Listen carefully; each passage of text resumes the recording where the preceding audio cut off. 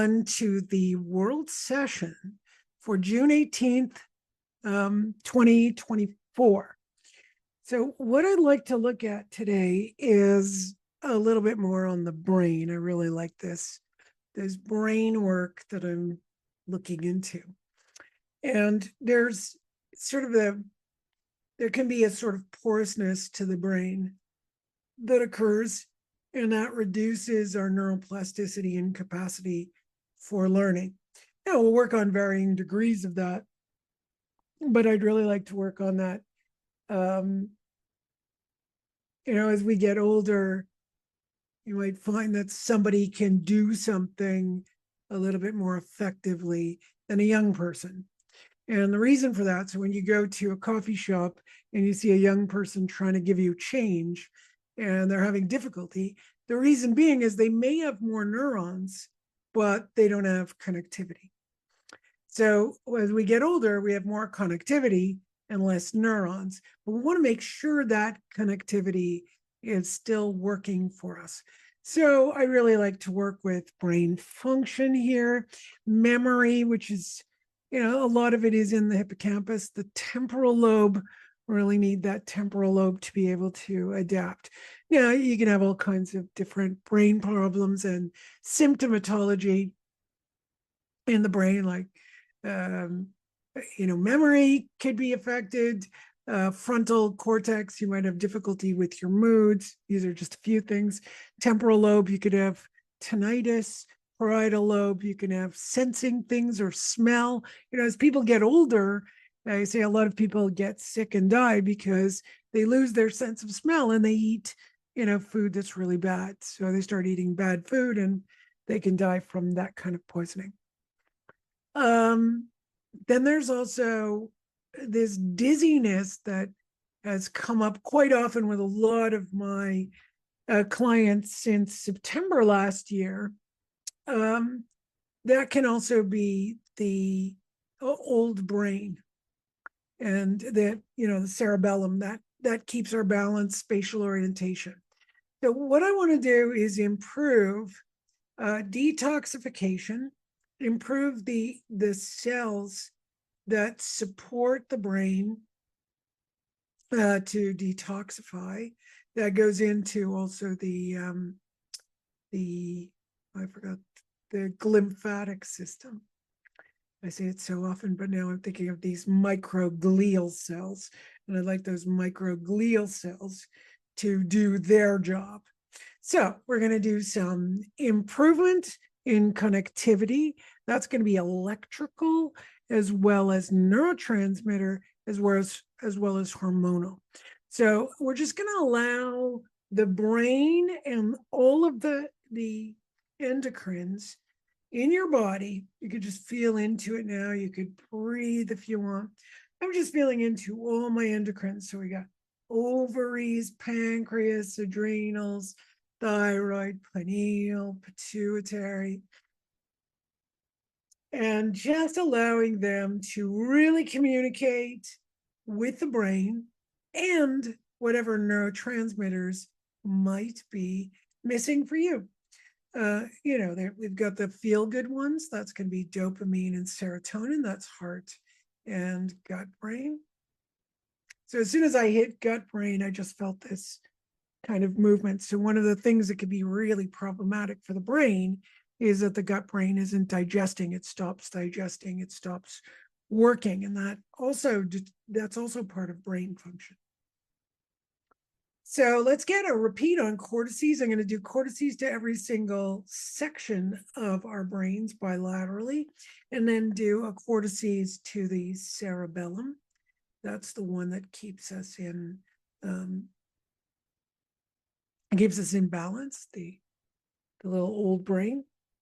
And then we want to look at the sympathetic nervous system and the parasympathetic nervous system and their relationship with the neurotransmitters, your hormones, brain function, brain protection, brain discharge.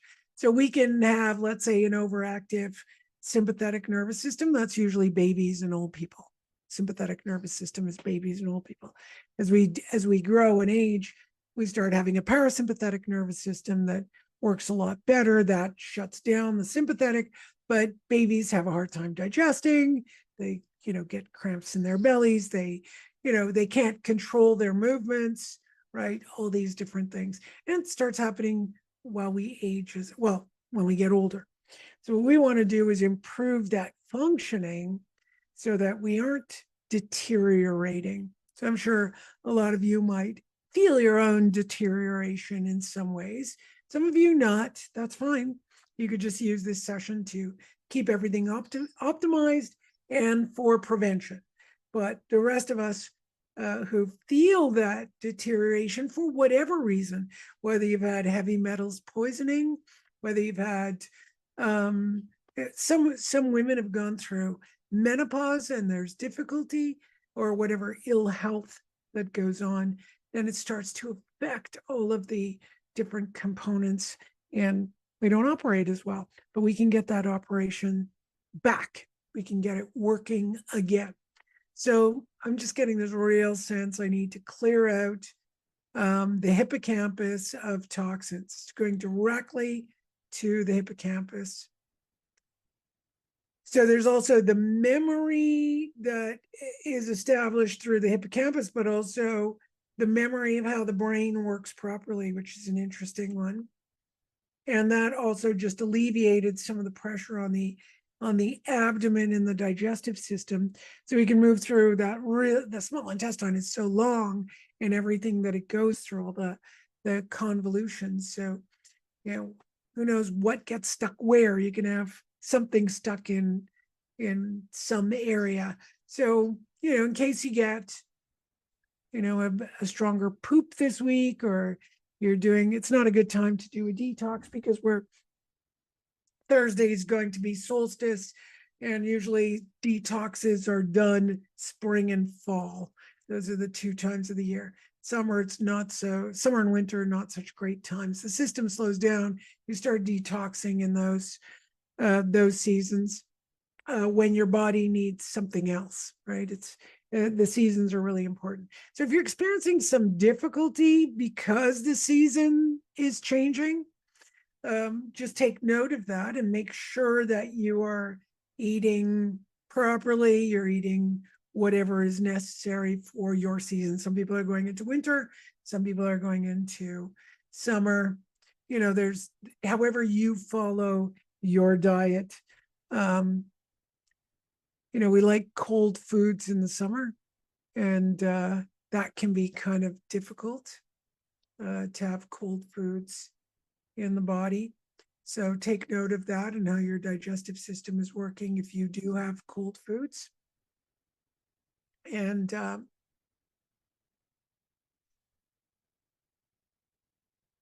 liver is coming up. We're going to do a little repair on the liver. Liver is all about organization and planning. So if you have difficulty organizing, planning, if you have difficulty being on time, if you have difficulty with your mood, all of those things are part of the liver and the frontal cortex. And we want all those things balanced together. Then there's another one that's coming up between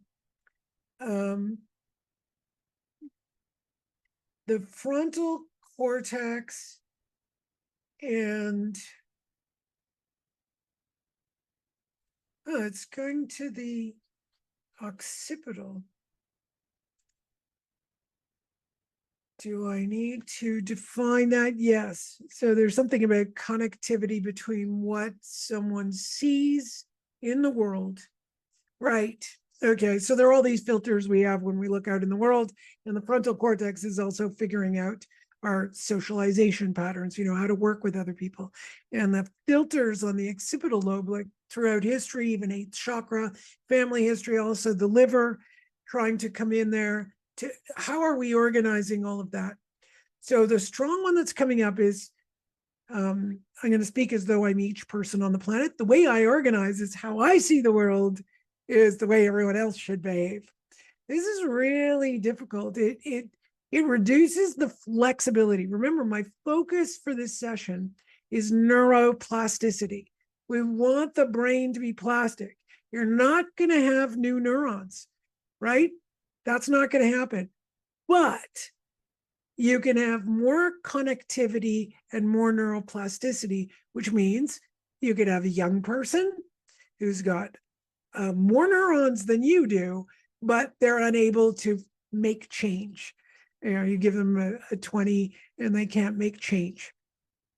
Whereas you can make change in 2 seconds. That's great. But we don't want that to deteriorate. We want that flexible. If you feel like a plastic, when it sits in the sun, it doesn't move, it doesn't work, it doesn't change temperature, it doesn't change environment, it just gets all dried up and cracks and dies. Just have that imagery for a second. So what do we need to do? Well, we need to exercise the brain. That means doing something that keeps your brain alive. Something, whether it's reading, puzzles, drawing, whatever it is, to keep the brain active, having good conversations. And some of you might know also something else I'm alluding to, which I'm not going to mention here, but those of you who are usually on with me, we know some other aspects that could be influencing that. Look, when we get repetitive, we become repetitive. We say the same thing over and over again. If somebody starts noticing, I notice when I start saying the same thing over and over and over again, it's very annoying. I notice when other people do it too, and I think, okay, I have to shift what I'm saying. Maybe I could elicit a different response from someone. Maybe.